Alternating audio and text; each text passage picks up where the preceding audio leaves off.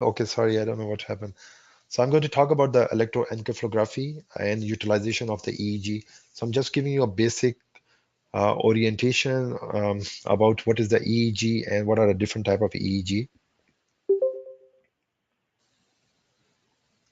So EEG is a spontaneous electric activity of the brain, and the pyramidal cells in the cerebral cortex, which are in the fifth layer of the gray matter, they create a postsynaptic potential and which create an electrical field over the scalp.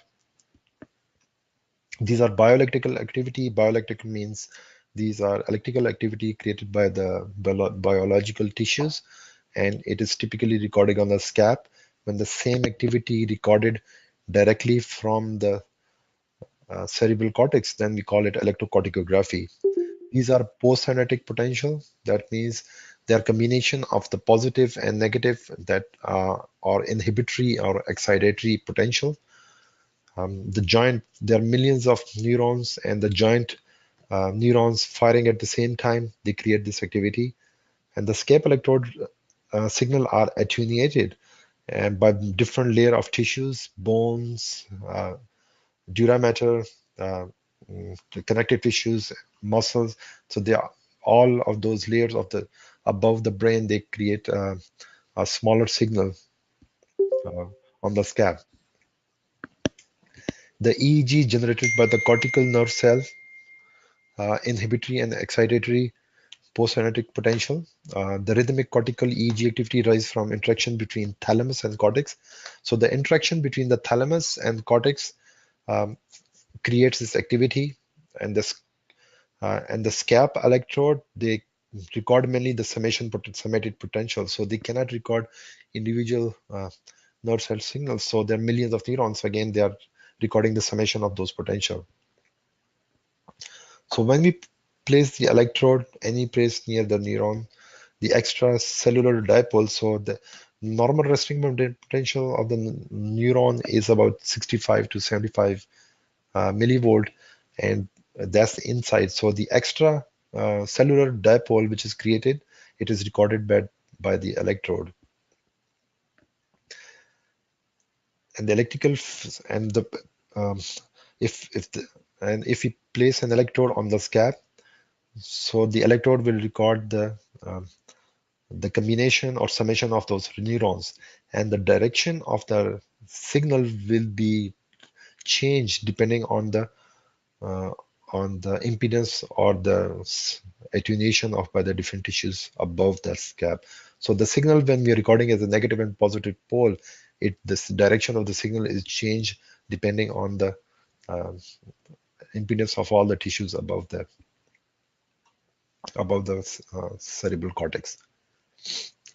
So when we are recording EEG, it is created as a graph, voltage versus time. So voltage is on y-axis and time is on x-axis. The EEG's difference in voltage between the two different recording location plotted over time. So when we are recording from two different electrode, and we are plotting the difference between the two electrode over time. The EEG consists of inhibitory and excitatory postsynaptic potential, as I mentioned earlier. The factor that modify the signal reaching the scalp are the conductive property of the tissues between the source and the recording site, the orientation of the electrical generator, and also the conductive property of the electrode uh, and the tissue. So the generation of EG is in cerebral cortex, and the sodium contribute to the neuronal depolarization. So the depolarization of the neuron is contributed to the sodium ions movement. The hyperpolarization is due to potassium ions, and it can go up to minus 90 millivolt. The chloride uh, ions, they create resting membrane potential and more close to the chloride nonce potential, which is about normal resting membrane potential of 65 millivolt. So there are two bigger classification of EEG. One is slow EEG signal, and the second one is the fast EEG signal. The slow EEG signal are delta waves and theta waves, and the fast EEG signals are alpha waves and beta waves. So if the patient is awake and awake, eyes open, we typically see the beta activity. If your eyes open and relaxed or eyes closed, you see more alpha activity. And once the person becomes drowsy, get more of the alpha activity, theta activity, and patient is asleep, then is a delta activity. And very deep sleep or patient is brain dead, then you have a ECI, which is cerebral inactivity or cerebral silence. So, so the first wave, so the delta wave is the slowest wave, which range between 0 to 4 hertz. And these are not present in alert individual. They're present in patient with in deep sleep. They're present when patient is asleep, and typically in stage 3 and stage 4 of the sleep. It is seen in awake patient that due to a pathology or some cerebral pathology or tissue pathology in the brain. Theta activity is range between 4 hertz and 8 hertz. The waves are prominent due in drowsiness condition, and if seen during wakefulness, there's pathological problem in that patient. The fast wave, alpha wave, is range between 8 hertz and 12 hertz.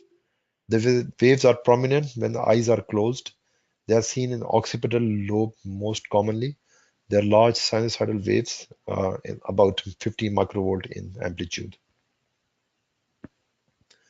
The fast beta waves, they range between 13 to 30 hertz, 12 to 30 hertz, and they are open and they're prominent when the eyes are open. They're present in pitch awake and they are normally found in the frontal lobe. There's a big list of a normal and abnormal wave pattern. So I'm just going to list the normal. So they are known as normal benign patterns. And these are um, other waveform which are they may look like abnormal, but they are normal, normal EEG patterns. These are alpha rhythm, mu rhythm, beta activity, slow activity, which is delta, posterior slow wave of youth, lambda waves, hyperventilation and photic responses, drowsy patterns, vertex waves, sleep spindles, K complexes, positive occipital sharp transient uh, of sleep, also known as posts. So those are all the normal benign patterns. So alpha rhythm was the first rhythm which was uh, described in 1920.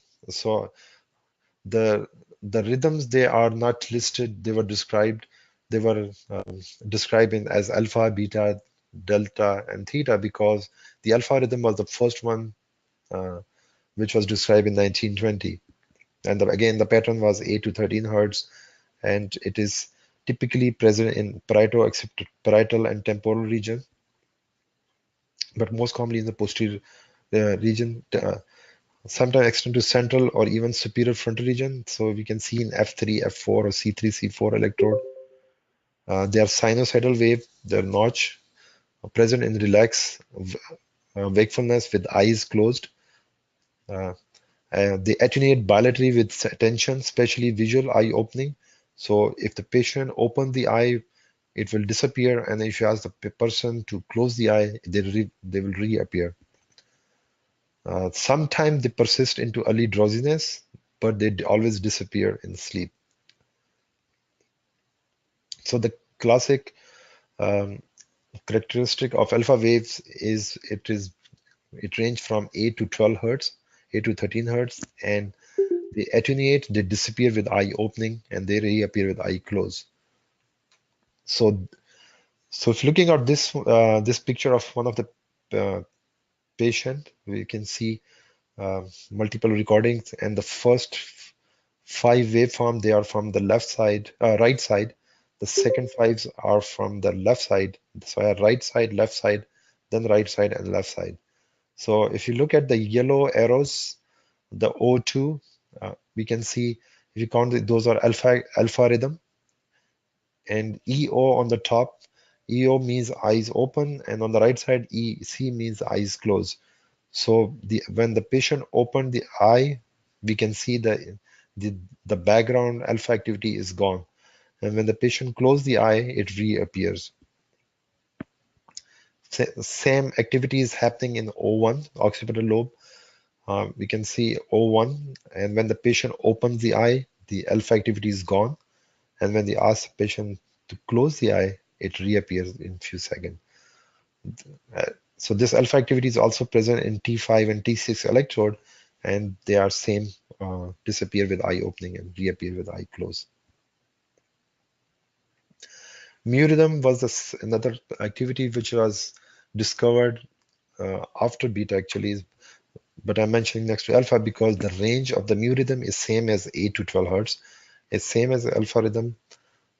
So the alpha frequency is in central parietal region, but uh, uh, but the mu rhythm, it appears by generated by idling of somatosensory cortex in wakefulness. So if you are awake and you are not thinking anything, you'll start looking at the mu rhythm. It attenuates with the movement planning execution with the somatosensory stimuli. So if you start thinking of movement or even plan to start planning, it disappears. Or if there's a sensory stimuli, it disappears. So mu rhythm is 8 to 12 hertz, is prominent in central region of the brain, parietal lobe, and this is a normal activity. It's frequent, looks like alpha activity, and we can test the mu by asking the patient to move the contralateral limb or do a sensory stimulation. It's the same picture we saw in the first alpha rhythm, but if you look, we can see on C4 and C3 electrode, which is a central electrode. This if you count the number of peak, they're same as alpha activity on O2, but with eye opening, it doesn't disappear. So this is how we differentiate between alpha and mu rhythm. Is the frequency of the rhythm is the same, 8 to 12 hertz, uh, but it doesn't disappear with eye opening. So with eye opening, the alpha waves are gone, but the mu rhythm remains the same. The second difference is the C the mu rhythm is present in the center, in the somatosensory cortex area, C3, C4 electrode, but, but the alpha rhythm is present mostly in the occipital lobe, or sometime in parietal lobe in P4. So the second, after the alpha activity, the second waves, brain wave, which was recorded and reported by Hansberger in 1920 was beta waves. Beta waves are the fast frequency. They are frontal dominant, so they are present mostly in the frontal lobe. So they range from 13 hertz to 30 hertz, and it's typically between 20 to 30 microvolt in 99% of the patient. They should not be generalized in high amplitude. They are seen in sedatives and some encephalopathies. So the patient is taking sedatives, or patient has cerebral any encephalopathy, hepatic encephalopathy, or renal encephalopathy. We can see the beta rhythm in the OR. So, and these are sinusoidal sharp waves, and they are very high frequency and they are in low amplitude. They are only present in wakefulness and should not. They are like 35%. They are asymmetrical or more focal. That there are two type of beta. One is known as central beta, and which is intermingled with the mu. The second one is occipital beta, which reacted to eye opening as alpha activity. So the beta activity is a fast frequency uh, seen mostly in the frontal lobe, and it disappears with the eye closing. So when eye is closed, we lose beta activity. But in some cases, the patient is anesthesia. So if you are looking at the depth of anesthesia and looking at EEG activity, you see the beta activity. And that beta activity is not because patient is waking up, but because patient uh, uh, is under anesthesia with propofol. So propofol is one of the sedative, and propofol causes beta activity in anesthetized patient.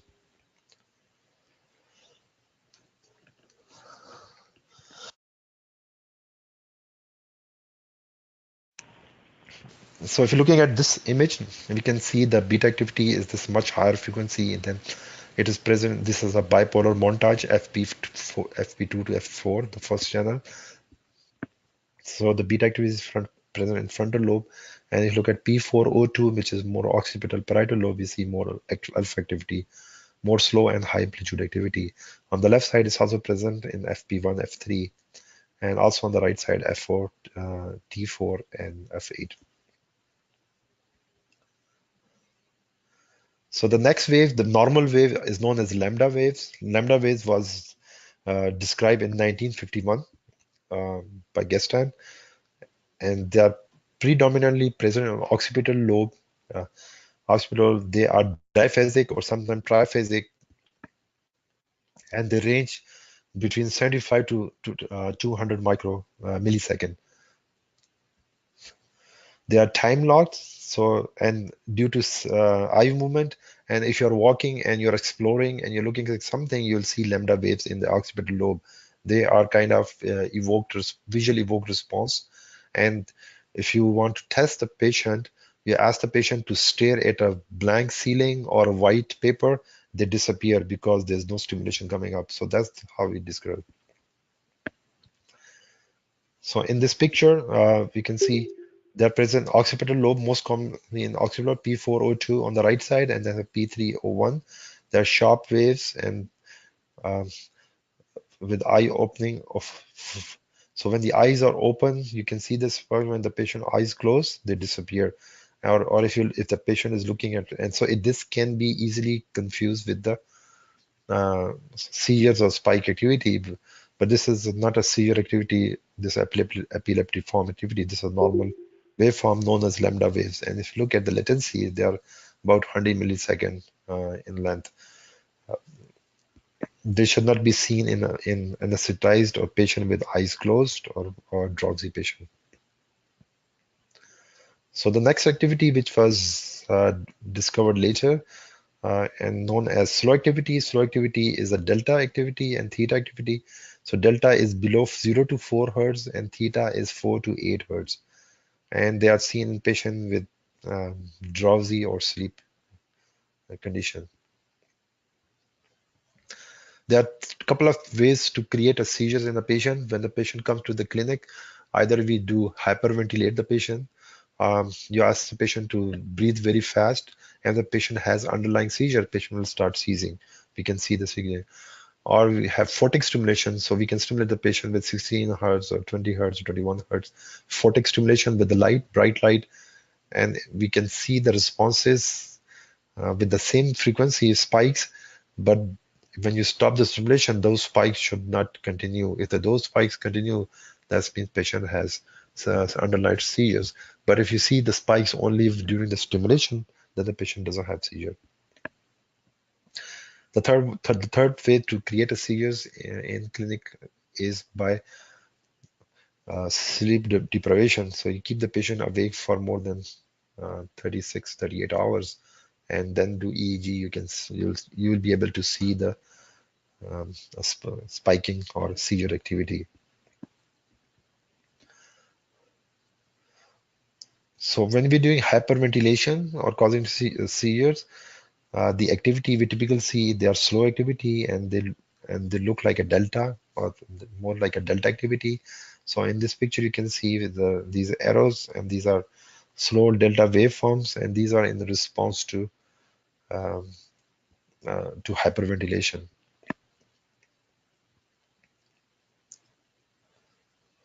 So drowsy pattern, again, drowsy pattern, and they're all slow activities, and they range between 0 to 4 hertz. The interpretation, so delta activity is present in infant and sleeping adults, so it is not present in adults. Delta is mostly present in infant mm, or, or patients, they are very sleeping.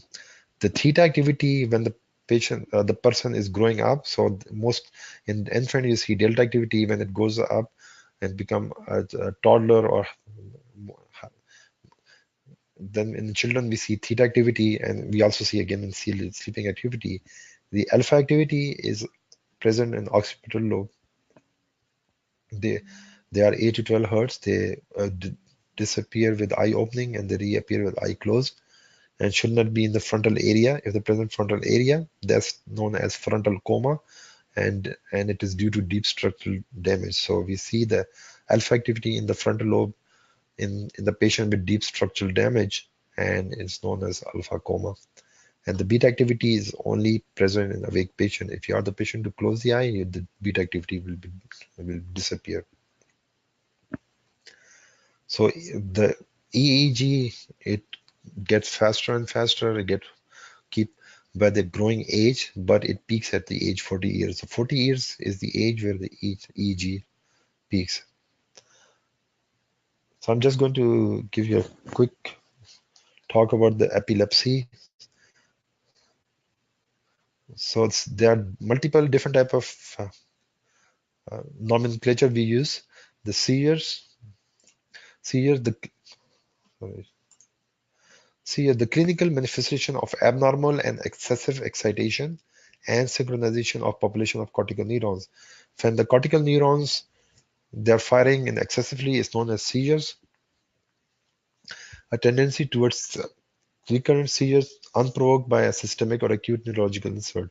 So if the patient has a tendency of having a seizures without any stimulation, that is known as epilepsy. So epilepsy is a condition where the patient has a tendency to have seizures, and seizures is an active firing of the neurons, excitation of neurons, and movement of the patient. Epileptogenesis is a sequence of events that converts a normal neural network into hyperexcitable network. So if the normal neuronic network is converted to a hyperexcitable network, the patient has epileptogenesis. So in epilepsy, the patient, the EEG amplitude and frequency is also increased. By definition, epilepsy is a repetitive, irregular, high frequency and high amplitude discharge. They are characterized by the morphology of spikes and slow wave discharge. So you see a spike and slow wave. In epilepsy, there are different epileptic seizures. They are characterized by complex or partial or generalized epileptic seizures or simple complex. So either have simple seizures, simple partial seizures, complex seizures, or generalized seizures. The change in consciousness is the hallmark between the simple partial seizures and complex partial seizures. So patient with a simple partial seizure, they remain conscious during that epileptic attack. But if the patient has complex partial epilepsy or generalized epilepsy, they don't remain conscious. They become unconscious during the attack, and they don't remember the incidents. The involvement of both hemispheres is recognized as generalized epilepsy. So when the both left and right hemispheres are involved, that's known as generalized epilepsy. The complex partial epilepsy is located to one hemisphere, or other, however, there's at a time what's called secondary generalization. Secondary generalization means patient has initial focal or one hemisphere seizure, but it spread to the other hemisphere. It's also known as kindling, which is when nearby neurons are overly excited and also become epileptic in nature. So this process is known as kindling. So according to International Classification of Epileptic Seizures, this is the brief version. Um, so we can have patient can have partial seizures, or also known as focal seizures or generalized seizures. The partial seizure can be simple, complex, or partial seizures becoming secondarily generalized. The generalized seizures, there are two. One is absent seizures, and the absent seizure patient doesn't remember anything, and it can be a typical or atypical. Typical is known as petit mal, and atypical is grand mal. The other seizures, general seizures, are myoclonic seizures, clonic seizures, tonic-clonic seizures, and atonic seizures. So going back to the EEG, that was just classification. So we have the normal EEG, the different normal patterns, and definition of epilepsy and type of epilepsy. So when we are recording the EEG, so we have to calibrate the equipment. It is very, very important to calibrate the equipment before every EEG recording, because what calibration does is it tells us if the recording pins, if we are using a printer or something, but the pins are deflecting in the correct, all the pins are moving in the same amplitude without any recording. If there's an error on any channel, it will pick up, so we don't see as a spike or any abnormal activities. So you have to do calibration for a few minutes before starting the signal. The range, starting range should be about 5 to 10 microvolt per millimeter. The sensitivity on the screen is defined as a ratio of input voltage to pen deflection. It is expressed by microvolt per millimeter. So, and typical start is 7 microvolt per millimeter, and depending on the EEG size, you can change it there. If the patient has a 50 microvolt signal, that means um, the the sensitivity is 77 microvolt per millimeter, and the patient has 50 microvolt signal. That means patient will have a deflection on the screen as 7.1 millimeter, because 7 times 7 is 49.1 and 50. So you see a 7.1 millimeter amplitude signal. If we change the sensitivity to from 7 to 10 microvolt, we'll see a deflection of 5 millimeter on the screen, because the signal is 50 microvolt, so the signal on the screen will show 5 microvolt. And if it will become smaller, and if you change the sensitivity to 5 microvolt, then the signal will be much bigger on the screen, because it will be 10 millimeter on the screen. So the filter settings, it's important to remember the filter settings even when you are setting up or you already have signal or a protocol. Using the protocol, always go back and check the signal. So the normal low cut filter should be 1 hertz, and the high cut should be 70 hertz.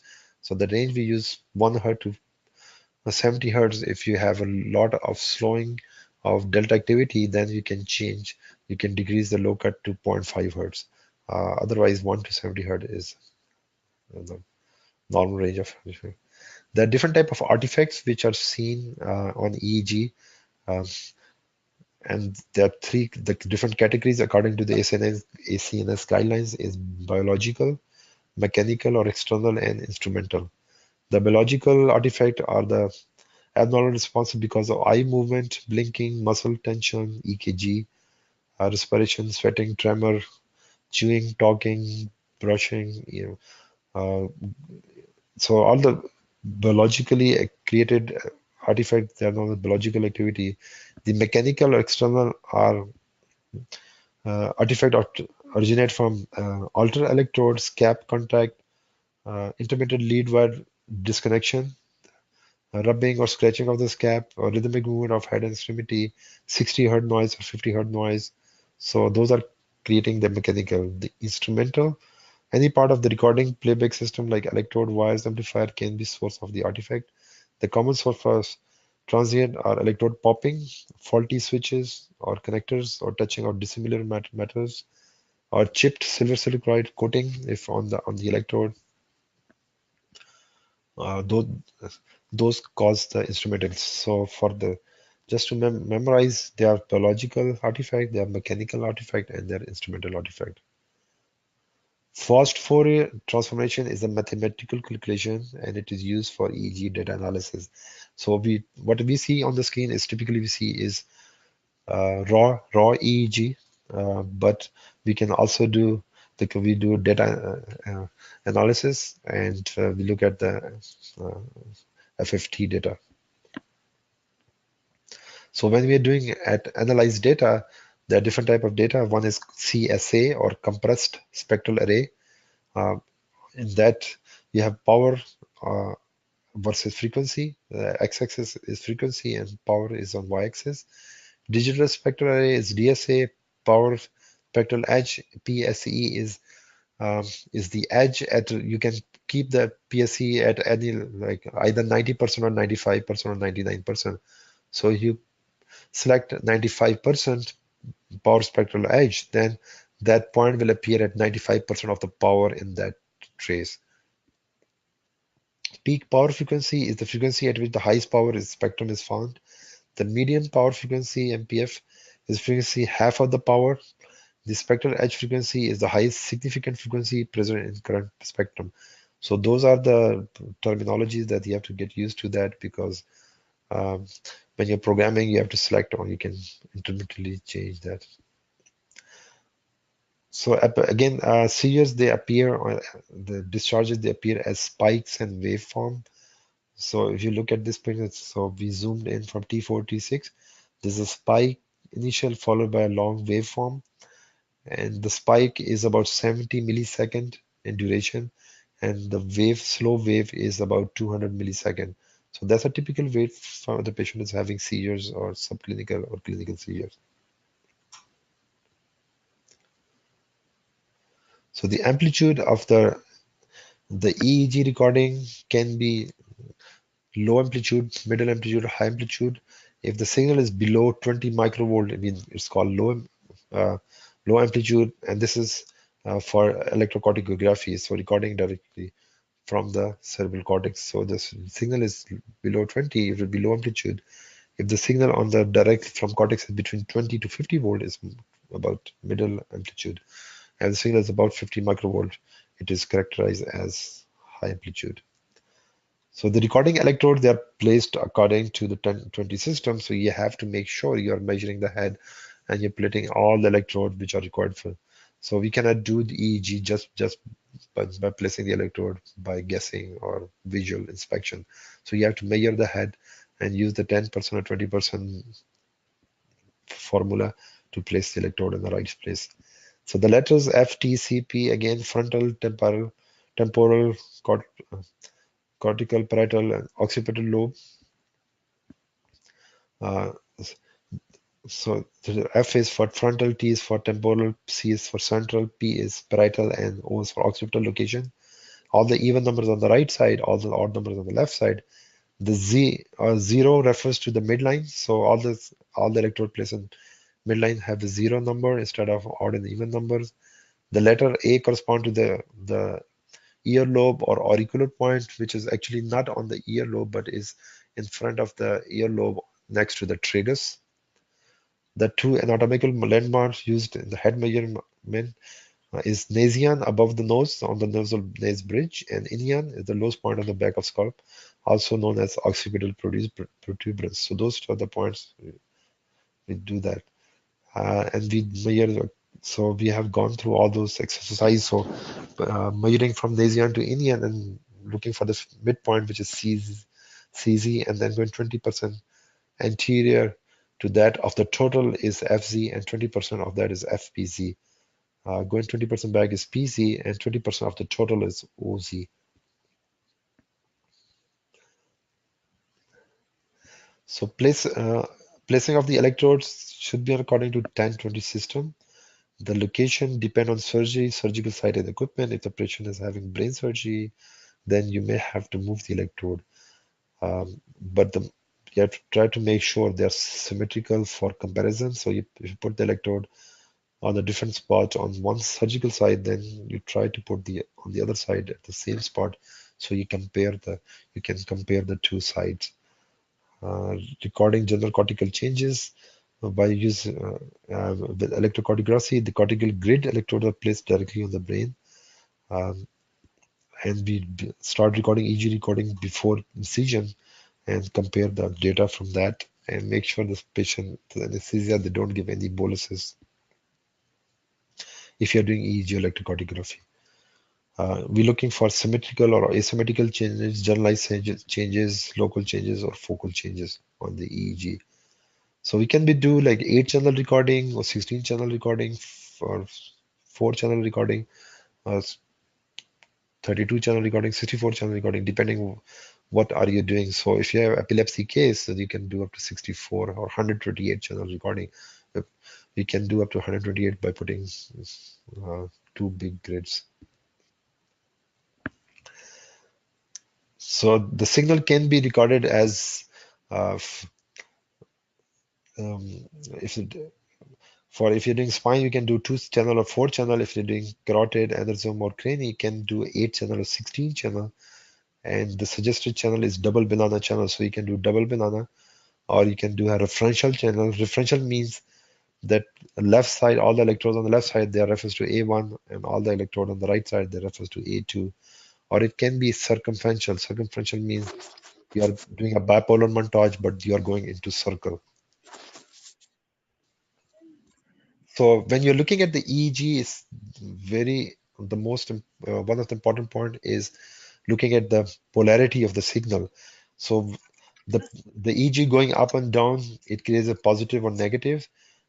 If the electrode is common in two channel, it will create a phase reversal. A negative phase reversal is facing toward each other, and the positive phase reversal is moving away from each other. So negative or positive, when you're doing sensory phase reversal, that's a different thing. But the EEG, the phase reversal is because of presence of one electrode, which is common in that. So if the if both electrode they're pointing to each other, that means if it is C3 or C4 or whichever electrode it is, that's a negative response. If they're facing opposite to each other, that's a positive phase reversal. We are always comparing the two electrodes, so the computers they're calculating between the two electrode. So either it's doing an A minus B or B minus A. So whichever is bigger than that, will be have that. So this is just a sample. So you have two channels C3, P3 and C3. C3P is minus 30 microvolt and P3 is 0 microvolt. The input one more negative. So the input one is C3 more negative than. So the wave negative going to negative will be a positive signal going up. If the C3 is positive 30 microvolt and P3 is, then input 1 is more positive than input 2. So, and we plug the input 1 into a negative or active input, so that it will be going into downward direction. So positive going to negative will be negative.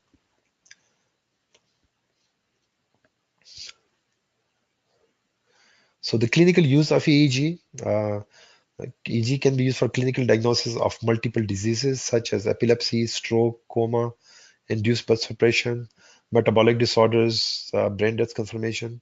EEG is very cost-effective test for confirming various underlying disease. So EEG is very commonly used in clinical, in neurology clinics, and other departments because it's the one of the most common economical test compared to MRI, CT scan, or other tests.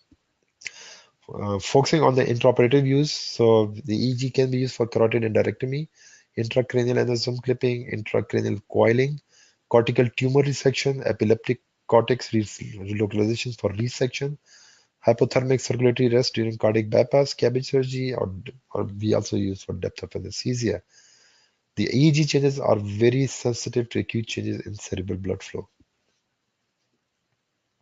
So we're doing intraoperative recording EEGs, and this is a 5-second window. So you have 5-second window, and all you see is multiple waveforms. So how to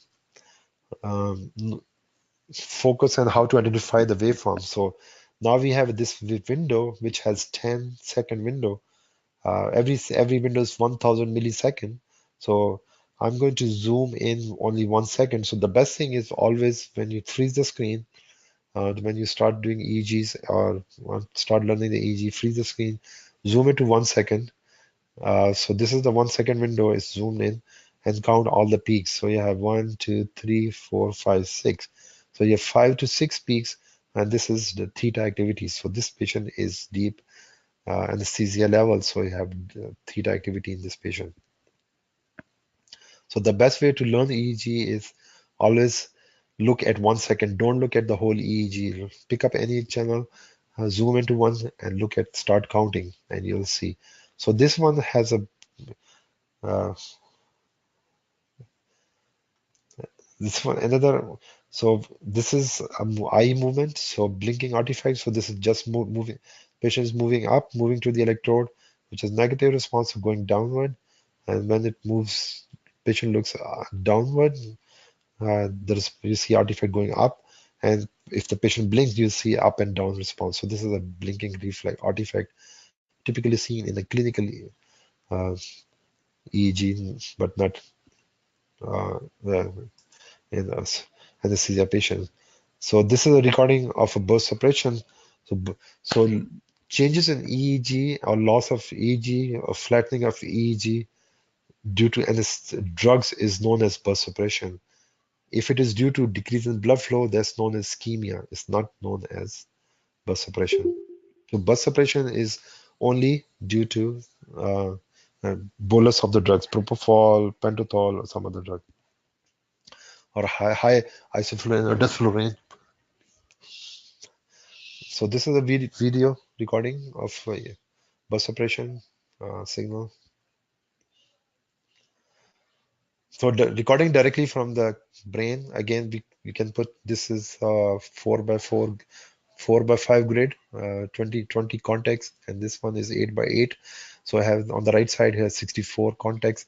We can, I say, like we have done like two grids. We can see it's 128 contacts, and what we record is electrocorticography. On the bottom, you can see on electrocorticography, you can see those arrows, and you can see the spikes coming on channel number 1, which is of 8 grid contacts, so between contact 1 and 2, and we can see the spikes, and this is patient is seizing.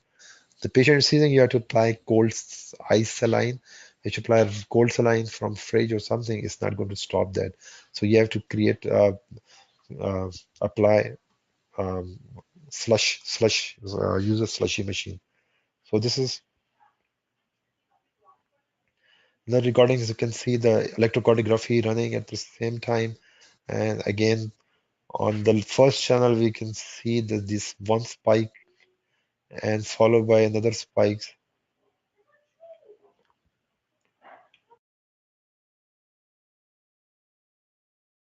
Now you can see the spikes. The patient starts seizing, and surgeon is going to put some oil saline, and that will stop. So those are the spikes. Once you see them, it's easy to identify. This is another picture. So on the first, on the left hand side, we can see the stimulation artifact. This is a 2 second stimulation, 3 seconds, 2 to 3 second stimulation, and followed by a EEG, but only one spike, and there was no spike after that.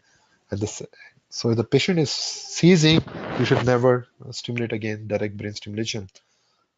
So as there was no stimulation, so no seizure activity, also known as after discharges. After discharges are AEDs, and they are known as after discharges because there are activity after the stimulation. So you can see after the second stimulation, patient has started seizing, and you can see very sharp, high frequency signal, and they're increasing, going on the lower level. Patient is moving now. So when the seizure is when the brain is firing, and convulsion is when patient is physically moving. So this patient start convulsing, and surgeon, the anesthesia was informed because it was generalized seizure. So the anesthesiologist have to give a propofol bolus, and you can see somewhere in the middle the seizures, the patient stop moving. You don't see muscle artifact, but you can still see the spikes which are spreading apart, and then there's a total burst suppression and there's no activity. But the downfall of this one is that you cannot record anymore. That you cannot do any more electrocardiography because patient has total burst suppression.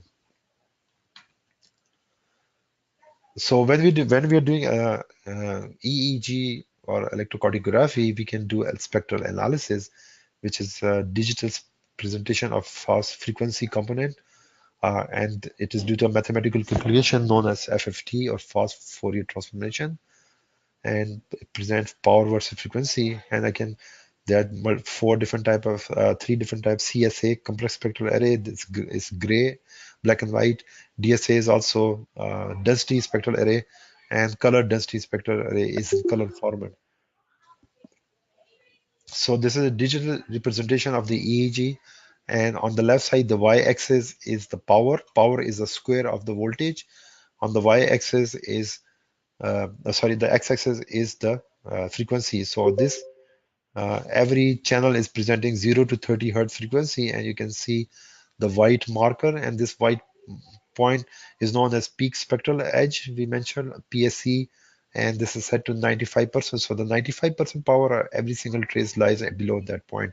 And you can see this moves to the left side. The patient has burst suppression or something, that will move. And the red frequency is, you can change the colors and present the color. The red is delta, the green is theta, the blue is again.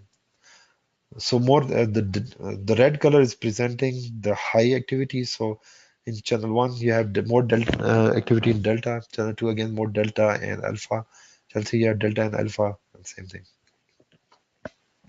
EEG can be used for depth of anesthesia. For this is a primary use in spinal IOM, and we can use the information, the patient's burst suppression or burst suppression ratio uh, uh, to the anesthesiologist, and it can help us if there's a change in MEP or SSP responses, like how deep is the patient.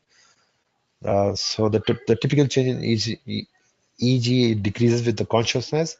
The high frequency are very disorganized, high amplitude channel, uh, and when the patient is getting uh, deeper, it gets slower and slower, and ultimately burst suppression and silence. Silence, ECI, or ectoconvulsive silence, is when the patient is brain dead. BIS monitor, just going to mention the BIS monitor. BIS monitor, BIS, is introduced by in 1994 for measuring the level of consciousness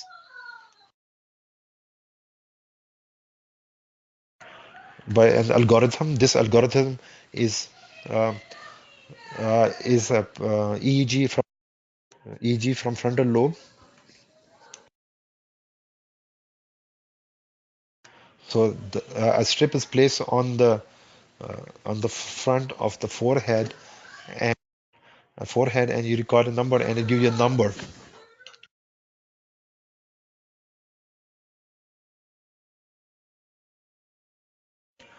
So 100 means patient is awake and he's walking, and 0 means the patient is dead.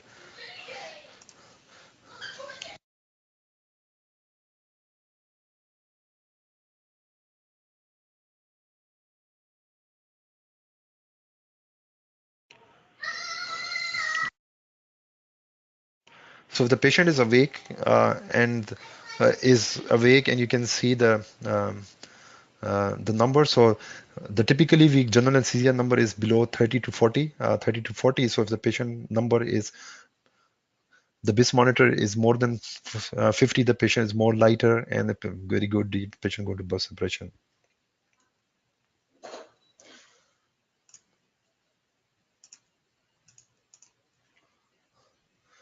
Entropy is uh, another equipment. The anesthesia typically use the entropy machine. Entropy also give you a number. It has two numbers. One is response entropy, and the other is state entropy, RE or SE, and they're related to the frequency bandpass used. The response entropy incorporates higher frequency component and include that of EMG. So the difference between the entropy and BIS is that BIS is the pure EEG monitoring. It's a two-channel EEG, and it creates a algorithm and converts into a number, and number is 0 to 100, and you can tell about 0 means no activity, 100 means fully patient awake. The entropy has EEG combined with the EMG, and it gives you another number. So the application of the EEG can have in brain surgeries, carotid surgery, aortic surgeries, cardiac surgery, interventional surgery. In the brain surgery, typically in aneurysm surgeries, arteriovascular malformation, microvascular decompression, extracranial intracranial bypass surgery, or tumor surgery. Extracranial intracranial bypass is performed for patient with Moyer disease, where the vessels are very, very hard and narrow, and ICA is blocked, so they have to come. We can do multimodality monitoring, EEG, SSP with MEP, direct cortical, and TCD and ABR, depending. The risk factors are because of ischemia to the retractors, and ischemia due to temporary clamping, ischemia due to the permanent clamps, ischemia due to the decreased mean pressure, clipping of the perforators, clipping of the other vessels, and vasospasm. So all these risk factors into the cranial nerves, the EEG can and other modalities can help in identifying that. For carotid surgeries, the endarterectomy or stenting of the carotid artery or balloon occlusion. So those we can use neuromonitoring and we can multimodality, including EEG. EEG is very sensitive and the most sensitive to the brain ischemia compared to any other modality. And the risk factors are retractors, temporary clamp, emboli, decreased mean vasospasm, or burst suppression. So, designed to prevent ischemic stroke, EEG is designed to prevent the ischemic stroke. The carotid endarterectomy is done to remove the stenosis, and when the carotid is clamped, 15% of patients, 10 to 15% patients, they don't have collateral circulation, and in those collateral circulation patient, we can identify by changes in raw EEG and put a selective shunting. If there's no new EEG monitoring there, either surgeon has to do a wake surgery and ask the patient to keep moving and talk to the patient, which is very uncomfortable, or have to um, do a shunting on every single patient. The side effect of having shunting every is that the shunt is a plastic tube and it has pointed tip. It can dislodge a plaque and can cause thrombus. And so with benefit utilizing EEG and SSEP, we can do a selective shunting on the patients that don't have the collateral circulation and don't have to do a big patient. So um, having a combined SSP EEG have much higher sensitivity and specificity and preventing the stroke. The most important remember is when we're doing raw EEG, 65 to 60 to 65% ischemic changes are seen in first 20 seconds. And 80% ischemic changes are seen in first 60 seconds. So if the first 60 seconds gone, the 80% less chances of having in that stroke. And if 2 minutes are passed, 99% risk of ischemia is decreased. So the 99% ischemic change are in the first 2 minutes. So you have to minimally 2 to 3 minutes, clamp the carotid artery and wait for 2 minutes at least. So you can see on this one, we have left side over right side, and on the left side you have EEG before clamping. On the right side after clamping. On the right side, the right carotid endarterectomy, and you can see the changes in all, because common carotid is supplying all the hemispheres, frontal and parietal, temporal. So except for the occipital, you can see one side change. The blood flow was decreased from 20 milliliter to 100 per 100 gram to 7 ml in this patient. Another raw, you can see the raw EEG slow activity had theta and alpha, more theta activity. And as soon as the clamp was present, the right side EEG is much more decreased in amplitude. So the ischemic changes can be divided into three categories. One is known as um, mild ischemia. The second one is moderate ischemia, and third one is severe ischemia. In mild ischemia, the patient has decrease have increase in slow activity delta and theta. This increase in 50% increase or higher in amplitude. In moderate ischemia, the higher frequency, the alpha and beta, they decrease in amplitude, and in severe ischemia, all the activities are decreased. So this is the classification of mild, moderate, and severe ischemia. So the other application is aortic vascular surgery. So in aortic surgery, aortic arch repair, thoracoabdominal arch, or coronary artery bypass surgery, the EEG, SSB, MEP, or TCD can be done, and it can prevent any ischemic changes or embolus or thrombus too. It cannot prevent, but you can identify that and inform the surgeon right away so they can take the immediate action. For interventional cases, for aneurysm coiling, carotid stenting, cortical AVM embolization, EEG is again benefit. So uh, the role of IM offer monitoring for major vascular surgeries, use appropriate modalities, communicative anesthesia, and detect changes implicitly. So you have to do multimodality monitoring by SSP, MEP, ABR, EEG. Depending if it's a posterior circulation surgery, we do EEG with ABR and MEP and SSP. If it's an anterior, then we do motor, sensory, and EEG. If it is epilepsy surgery, we do just electrocorticography. If it is language mapping, we do EEG electrocorticography with direct motor stimulation. The reason we do direct cortical stimulation in epilepsy cases is to induce seizures sometime. Propofol also in low doses can induce seizures because propofol is an excitatory agent. So if you give a patient 2 to 3 less than 10 microvolt per less than 10 microgram per kg per minute, it can cause seizures in patient with underlying disease or maybe normal patient. So one of the most important factors of using the EEG is the detection of the cortical ischemia. So intracranial aneurysms, they are abnormally dilated segment of artery vessels. They occur in 3 to 5% of general population, and they're twice common in women, arise from the weakened area in the wall. So for all the aneurysm cases, you have to have EEG. For the aneurysm, the goal is to put the patient in burst suppression. In carotid, we don't want to have a patient in burst suppression, but in aneurysm, we want to put the patient in burst suppression. It gives a protection if in case of having a clamp on the wrong vessel or very long time, that the brain can survive in burst suppression for a much longer time than without the burst suppression. So this is a image of, you can have a left side, right side, left side as a burst suppression patient. You can see burst for 2 second, 1.5 second burst, followed by 6, 7, 7 of suppression, and then burst, 2 to 3 second of burst, and followed by the suppression. If you are doing EEG, is especially in clinical EEG, we always do EKG. So having a EKG at the last trace helps in identifying if there's no marker, nothing, you can tell, because the typical heart rate is about 1.1 hertz. So we know that this is 1 second window. So the window is about more than 1.5 seconds. The endovascular embolization patient are under anesthesia.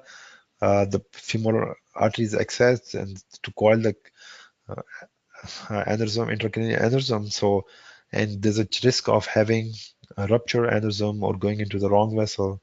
So, beside other evoke potential, EEG is also beneficial in using that. So, if the patient has aneurysm, this is aneurysm with a short neck, which is and you put a coil. When coil is released, so the catheter is reached to the aneurysm, and the coil is released. When the coil is released, it just gets and have one coil and second coil and third coil, and there's sometimes you can see 10, 20, 15, 30. So I have seen 32 coils, 33 coils in one aneurysm, depending.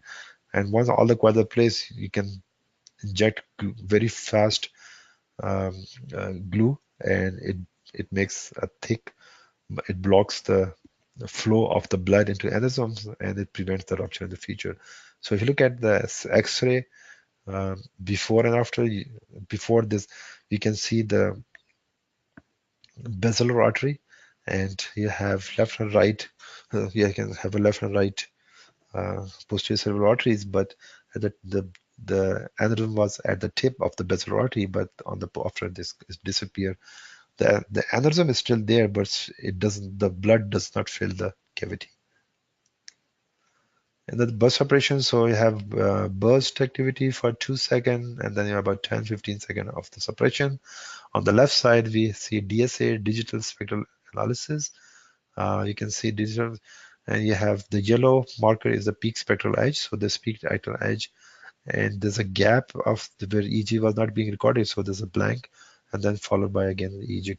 So it's always good to do EEG and DSA or CSA at the same time, but raw EEG is real time and DSA is processed, so it takes 2 to 3 milliseconds.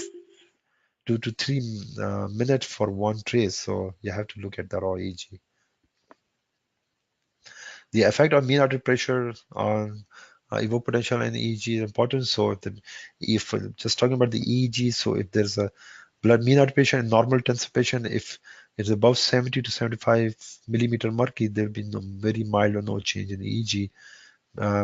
At 60 to 70 millimeter and hypotensive, you see moderate effect, and below 60 you see severe effect, and below 50 millimeter you have extreme effect. You have total burst suppression or loss of EEG.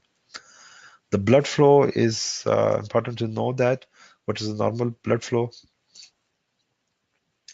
So, so the patient has normal is 50 cc per minute per 100 gram. If it change to 25, you can see the changes in the clinical exam. If patient is awake and you're talking to them. The SSEP are affected below at 20 cc. So if it drops from 25 to 20, your SSP start disappearing, and you lose SSP below 18 cc. Regional hyperperfusion caused by poor positioning, tourniquets, or vascular interruption can also be detected by hyperperfusion by evoked response or SSAP. The hypothermia also affect your EEG. So if the temperature is about 32 up to 32 degrees centigrade, it has a mild effect. At 30, but moderate effect between 20 to 22 has discontinuous pattern. It looked like a burst suppression, but it will be the EEG, and the burst will not be high frequency. There will be more delta activity, and below 17, 18 degree, it will be isoelectric. You'll have no EEG, which is typically done in cabbage bypass procedure.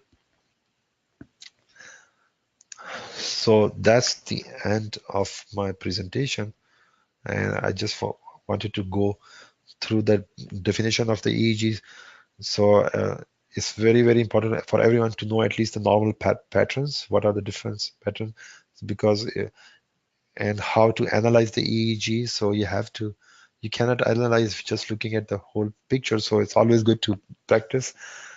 Take a printout or zoom in, have one, just look at 1 second window and count them, and then zoom out, go to 3 or 4 second window.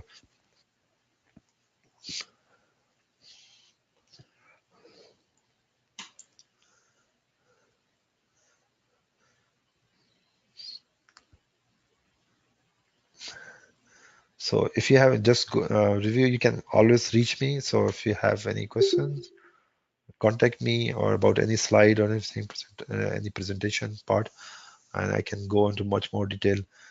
So today I wanted to give you just the first review of a broader picture, and then if you want, we can go into much more detail, focusing on data analysis. Thank you everyone for attending this, and have a good night.